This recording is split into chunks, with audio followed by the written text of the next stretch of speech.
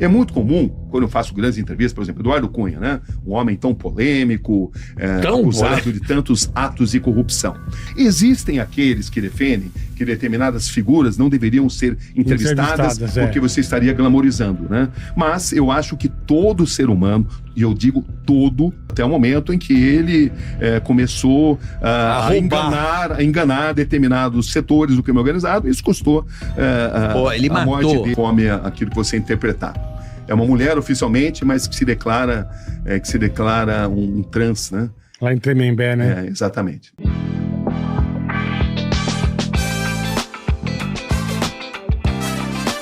Você fez a última entrevista do Gritzbach lá, né? O cara que foi assassinado no aeroporto.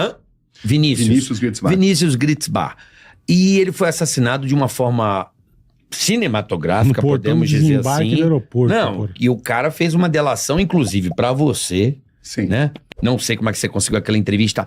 Acredito que ele tava, tipo, com medo. Então, tipo assim, vou tornar público, por mais que eu já tô condenando a morte. Já tô lascado.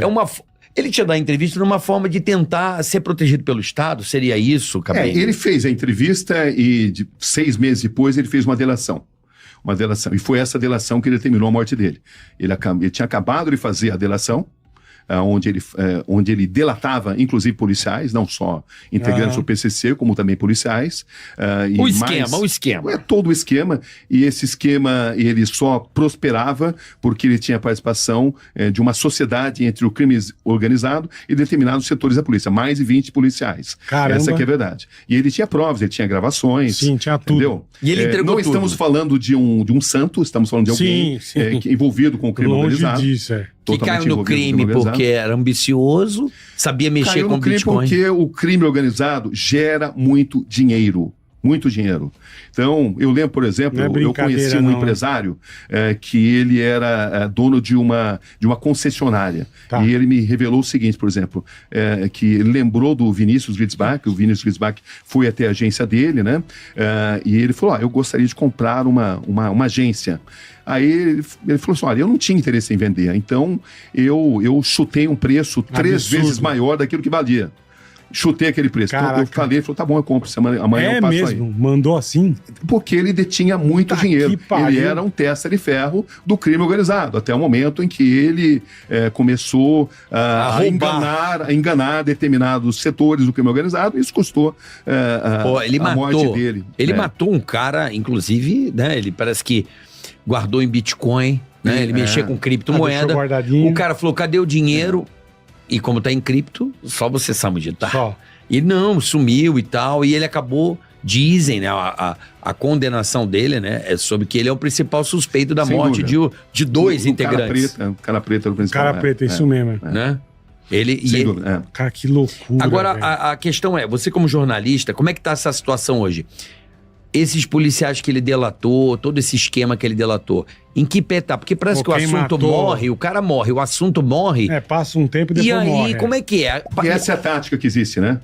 Isso, no primeiro momento você dá uma resposta para a sociedade, aí eles contam com um escândalo seguinte que vai surgir e que vai deixar aquilo no esquecimento. Isso acontece rotineiramente no Brasil. E que passo está essa investigação? Que passo está é o seguinte, cerca de 20 policiais, entre policiais militares e civis, foram denunciados, não foram julgados ainda, existe uma possibilidade de que eles sejam punidos, mas os principais, os líderes não foram presos. Não foram presos. Quem matou ele foi preso? Os executores consta que sim, embora existam divergências. Tá. Mas os mandantes, não. Os mandantes continuam... Não. Isso, exatamente. Entendi. Não? Os mandantes não. Os mandantes estão protegidos pelo crime organizado, né? Eles são pessoas do PCC que atualmente estão sendo protegidas pelo Comando Vermelho.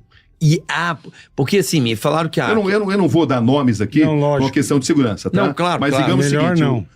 Mas a questão é a seguinte, os mandantes não foram punidos, entendeu?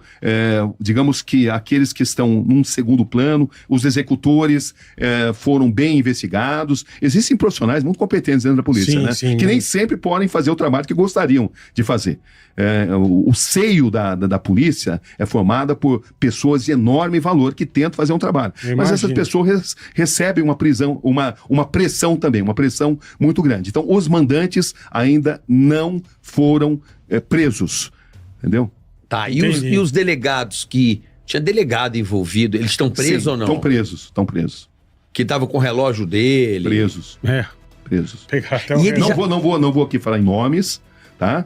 Mas é só acompanhar as nossas matérias, os nomes estão ali falados, não é o caso. Existe algo que eu aprendi, jamais citar nomes.